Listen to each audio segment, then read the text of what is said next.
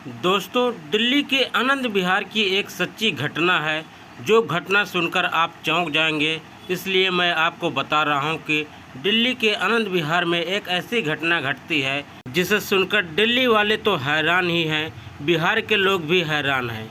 बिहार का एक ड्राइवर सोनू होता है, जो दिल्ली में नौकरी पाने के लिए बिहार के सीतामढ़ी से वहाँ पहुँचता है। जब सोनू वहाँ पहुँचता है तो दिल्ली में उसे वैष्णवी जाट के घर उसको नौकरी दी जाती है। ड्राइवर उसे बनाकर रखा जाता है। उसके बाद सोनू के जो दोस्त भी थे, वह सभी लोग मिलकर जो है वो वैष्णवी जाट के घर ड्राइवर की नौकरी दे देते हैं। उसके पहले जो होता है, सोनू जब वहाँ पहुँचता है तो सोनू जो है वो एक गार्ड की नौकरी करता है। गार्ड की नौकरी करने के बाद 2 साल के बाद सोनू की दोस्ती जो है दिल्ली के रहने वाले बिहारियों से हो जाती है। उसके बाद क्या होता है कि वो दिल्ली में बिहारियों के साथ घुल मिल जाता है, रहने लगता है। उसके बाद क्या होता है कि उसे वो बोलता है कि भाई, अब गार्ड की नौकरी से मेरा परिवार नहीं चल रहा है, घर से पैसे की डिमांड हो रही है, इसलिए तुम लोग जो है हमें अच्छा खासा नौकरी लगा दो। तो उनके दोस्त ने पूछा सोनू कि भाई, तुम्हें गाड़ी चलाना आता है? अगर गाड़ी चलाना आता है तो ड्राइविंग करना जानते हो तो तुम्हें अच्छी खासी नौकरी मिल सकती है। उसके बाद वह बोलता है कि हाँ भाई, हमें गाड़ी चलाना आता है, इसलिए कि गांव में हम ट्रैक्टर चलाए हैं और कार जीप जो है वह सारी चीज़ें बिहार में चला चुका है। तो उससे जो है नौकरी लग जाती है। किसमें? तो ड्राइवर की नौकरी वैष्णवी जाट के घर लग जाती है। वैष्णवी जाट के जो हस्बैंड थे वो पायलट थे, और पायलट के घर में नौकरी लग जाए, और वैष्णवी जाट भी दोनों पायलट थे। तो पति पत्नी दोनों पायलट थे, और जो बोलता है कि भाई, हमारे घर पर तुम नौकरी कर लो। उसके बाद क्या होता है कि उसकी एक सुंदर सी बेटी होती है, एक बेटा भी होता है जो विदेशों में पढ़ा रहा होता है, लेकिन बेटी जो है वो दिल्ली में ही रहकर, अपने घर पर ही रहकर पढ़ाई करती है। इसलिए कि ये दोनों हस्बैंड एक वाइफ वैष्णवी जाट और उसके पति सुखविंदर जो है, दोनों वहाँ से रात को ड्यूटी करके, दिन को ड्यूटी करके रात को वो लोग घर चले आते थे।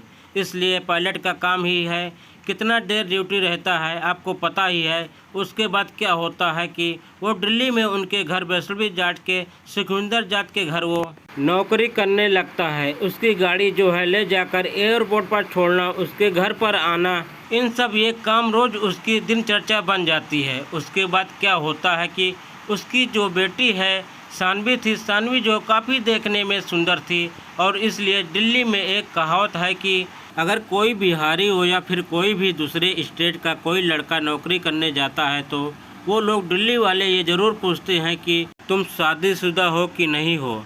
अगर शादीशुदा हो तो तुम्हें नौकरी मिलेगी, अगर शादीशुदा नहीं हो तो नौकरी नहीं मिलेगी।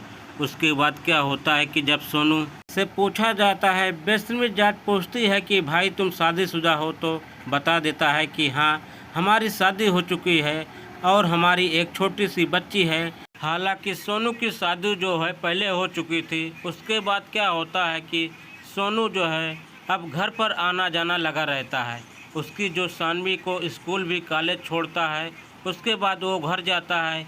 इसके बाद इन सब चीज़ों से उसकी दिनचर्या डेली की बन चुकी थी। उसे अच्छे खासे 21,000 के करीब सैलरी भी मिल रहे थे।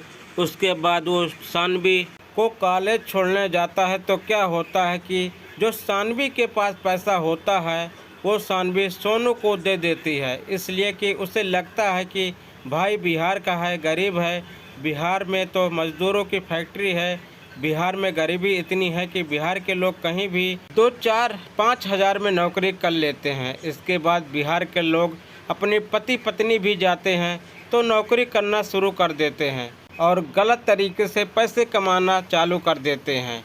हम बिहारियों की सबसे बड़ी कमी है कि बिहार में कंपनी और फैक्ट्री नहीं होने की वजह से, बिहार में नेताओं की वजह से जो है बिहार में आज तक ना कोई कंपनी लगी है, ना कोई फैक्ट्री लगी है। इसकी सबसे बड़ी जो कारण है वह बिहार के लोग ही हैं कि खुद अपने पैरों पर कुल्हाड़ी मारते हैं। वो बिहार में नेता नहीं चुनते हैं, बिहार में अपना मौसा, चाचा और जीजा चुनते हैं। इसलिए कि जिसकी वजह से बिहार में कोई कंपनी नहीं लग पाती है। उसके बाद क्या होता है कि वो सानवी जो है वह बचे पैसे जो है सोनू को दे देती है, और सोनू गरीब परिवार से था, इसलिए पैसे जो है लेना शुरू कर देता है। उसके बाद हर सारे काम जो है सोनू करने लगता है। उसके बाद क्या होता है कि सानवी बड़ी थी, कॉलेज में पढ़ती थी, इसलिए सोनू जो है वो देखने में ठीक ठाक था। लेकिन बिहारियों की स्थिति कितनी भी सुंदर क्यों ना हो, उसके कपड़े और उसके जो रहन सहन के तरीके होते हैं वो गंवार देहातियों जैसे रहते हैं। इसलिए अब सानवी जो है सोनू के लिए अच्छे अच्छे कपड़े खरीदती है। अच्छे कपड़े पहनाकर उसे हीरो टाइप का बना देती है। हीरो टाइप के जब बना देती है तो सोनू का जब दिल्ली वाली स्टाइल में जब सोनू का लुक होता है तो सोनू भी काफ़ी स्मार्ट और सुंदर दिखने लगता है। अब यह असली बिहारी हो गया, इसलिए कि वह नकली बिहारी था। नकली बिहारी कहा जाता है कि जो बिहार के लोग गरीब हैं, काफ़ी बिहार में गरीबी होती है और वो रहन सहन उनका ठीक नहीं होता है, जिसकी वजह से लोग उसे गालियां तक देते हैं और बिहारी सब्जी गालियां बना दिए हैं। इसलिए कि बिहारी सब्जी गली दिल्ली वाले और मुंबई वाले लोग बना दिए हैं। और उसकी सबसे बड़ी कमी है कि बिहार के कुछ जो शरारती जो हैं वहां जाकर चोरी करते हैं, उनके सामान चुरा लेते हैं। उसकी वजह से लोग बिहारियों को लात मारते हैं, गाली देते हैं। लेकिन ऐसा नहीं करना चाहिए। किसी के पास रहिए तो मान सम्मान और इज्जत से रहिए, गरीब रहिए लेकिन ईमानदारी से रहिए, तभी आपकी मेन वैल्यू मिलेगी, नहीं तो नहीं मिलेगी। उसके बाद क्या होता है कि सानवी उसे दिल्ली वाले स्टाइल में लुक उसे स्मार्ट बना देती है। उसके बाद क्या होता है कि अब सोनू जो है अब सानवी पर फिदा हो जाता है कि भाई ये हमारे लिए इतना कर रही है तो ज़रूर कोई बात है। इसलिए अब उसके अंदर जो है शैतानी दिमाग, बिहारी का शैतानी दिमाग जो है उसमें प्रवेश कर जाता है। जो असली बिहारी नहीं होते हैं, नकली बिहारी होते हैं। उसकी शैतानी बिहार के तो लोग काफ़ी ईमानदार होते हैं, काफ़ी गरीब होते हैं तो लेकिन काफ़ी ईमानदार भी होते हैं। 90 बिहारी ईमानदार होते हैं, 10 ही बिहारी जो है वह चोर चक्के हो सकते हैं। बाकी 90 का 90 खाटी बिहारी जो होता है वह ईमानदार होता है। आपका एक भी सामान नहीं छीनेगा, आपका एक पैसा तक नहीं लेगा। समझ लीजिए आपकी इज्जत पर कभी हाथ नहीं डाल सकता। वह असली बिहारी होता है। बाकी जो अगर दूसरे स्टेट से आकर बिहार में बस गए और बिहार के नाम पर जो गलत काम कर रहे हैं तो उससे बिहारी भी बदनाम होते हैं। उसके बाद क्या होता है कि उसकी नज़र जो है अब सानवी के जो बदन पर पड़ता है। सानवी का बदन बहुत खूबसूरत होता है। उसके बाद अब वह दिमाग लगाना शुरू कर देता है। सानवी के साथ जो है कार में आगे सानवी को बैठा लेता है। उसके बाद BMW कार होती है।